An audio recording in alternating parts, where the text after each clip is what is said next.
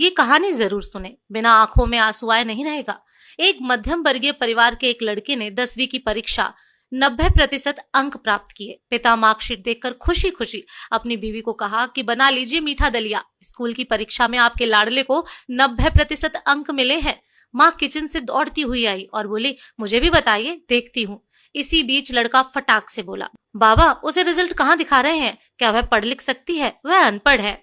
अश्रुपूर्ण आंखों से पल्लू से पहुंचती हुई माँ दलिया बनाने चली गई। ये बात मेरे पिता ने तुरंत देखा, फिर उन्होंने लड़के के कहे हुए वाक्यों में जोड़ा और कहा, हाँ रे, वो भी सच है। जब हमारी शादी हुई तो 3 महीने के अंदर ही तुम्हारी माँ गर्भवती हो गई। मैंने सोचा शादी के बाद कहीं घूमने नहीं गए, एक दूसरे को ठीक से हम समझ भी नहीं सके, चलो इस बार अबॉर्शन कराकर आगे चांस लेते हैं। लेकिन तुम्हारी माँ ने जोर देकर कहा, नहीं, बाद में चांस नहीं, घूमना फिरना और आपस में समझना भी नहीं। फिर तेरा जन्म हुआ। वो अनपढ़ थी ना, जब तू गर्भ में था तो उसे दूध बिल्कुल पसंद नहीं था। उसने आपको स्वस्थ बनाने के लिए हर दिन 9 महीने तक दूध पिया, क्योंकि वो अनपढ़ थी ना।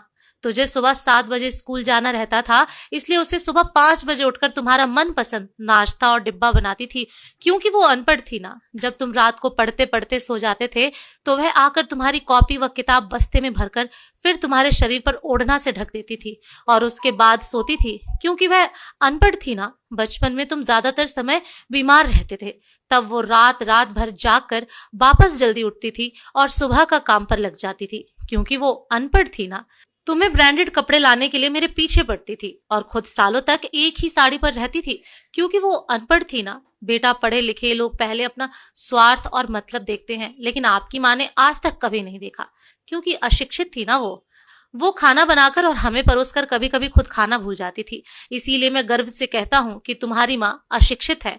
यह सब सुनकर लड़का रोते रोते और लिपट कर अपनी माँ से बोलता है, माँ, मुझे तो कागज पर 90% अंक ही मिले हैं, लेकिन आप मेरे जीवन को 100% बनाने वाली आप पहली शिक्षक हैं। माँ, मुझे आज 90% अंक मिले हैं, फिर भी मैं अशिक्षित हूँ और आपके पास PhD के ऊपर भी उच्च डिग्री है, क्योंकि आज मैं अपनी माँ के अंदर छुपे रूप में मैं डॉक्टर, शिक्षक, वकील, ड्रेस डिजाइनर, बेस्ट कुक, इन सभी के दर्शन कर रहा हूँ।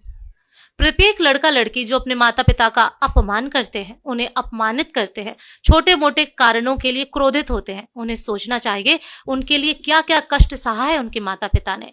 दोस्तों, आपको ये छोटी सी कहानी कैसी लगी कमेंट करके जरूर बताएं।